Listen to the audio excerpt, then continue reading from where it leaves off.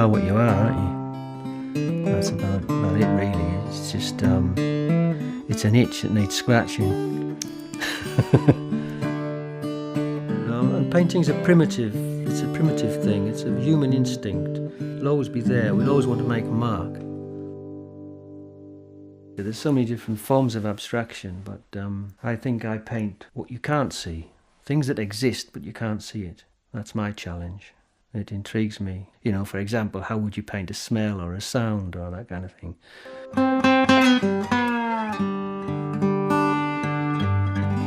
Everyday life I get my inspiration from. You know, for example, the paintings that I'm producing at the moment are a comment, if you like, on the way these days you have to be almost a jack of all trades, you know. Most people don't only have one kind of job. You know, we're very fractured.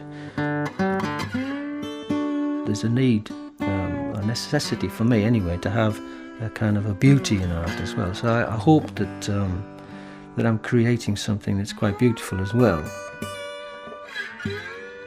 As most artists know, it's quite difficult to get a decent sized studio space. So when I moved into this house, I saw the space at the bottom of the garden, so it was a good space in order to build a studio. So I built this one myself. I like to use a piece of glass as a palette because it's easy to clean, basically. It's just simple logic. I tend to make a lot of paint. I mix a lot of paint when I'm mixing a colour. It's much easier to mix it on a big piece of glass. There's nothing more intimidating than a blank canvas.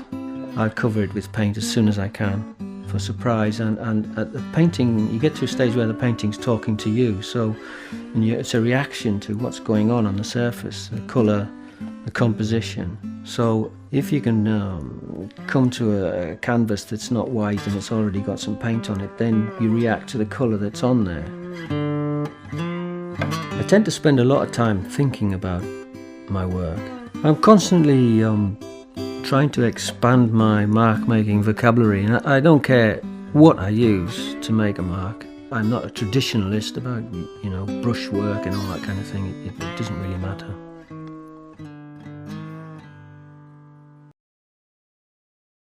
Occasionally I will use music as an analogy to what I'm doing with in my creative process. It's like songwriting or writing music. There's lots of similarities there.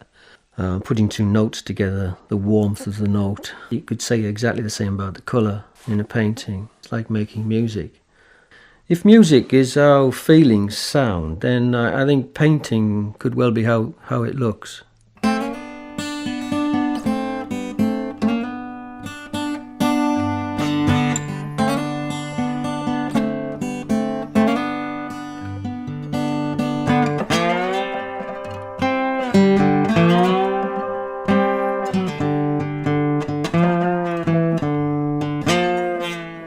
I like to walk a tightrope, and quite often the paintings will be on the edge of disaster, and sometimes they go over the edge. But that's the fun of it. That's what makes it exciting, because you want that danger element. Otherwise, nothing happens. Nothing creative happens. You've got to be on the edge to find something creative. You've got to surprise yourself. So, you know, when I first put a colour down, it doesn't matter what colour it is, because I'm going to react to it, and it might surprise me. It might throw up something interesting.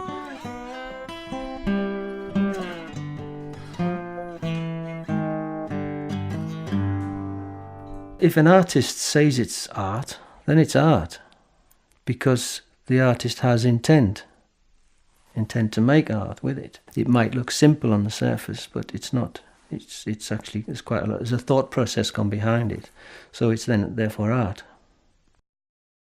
It's very difficult to actually know when a painting's finished, but I have a process. Whereas if I think a painting is finished, then I will leave it in the studio for a little while. When I say a little while, it would be a couple of days or whatever. Every time I come in, I look at it, check to see if I think it is finished, and then the next process is to bring it up to the house. I'll live with it for maybe a week or two in the house as well. Sometimes I'll give a painting a title. In fact, I quite often do, mostly do really, because I like the viewer to go off and in the general direction of what the work is about, but I also like to leave plenty of space for their own interpretation. It's part of the joy of looking at art, is to actually interpret it and discover it yourself. And so the title is there just to give the viewer a general direction as to what the work's about. I think there's still so much to explore and express through the language of abstract painting. You know, we've journeyed to the outer edges of what's physically possible in painting, but we've not yet exhausted the possibilities of the language of it.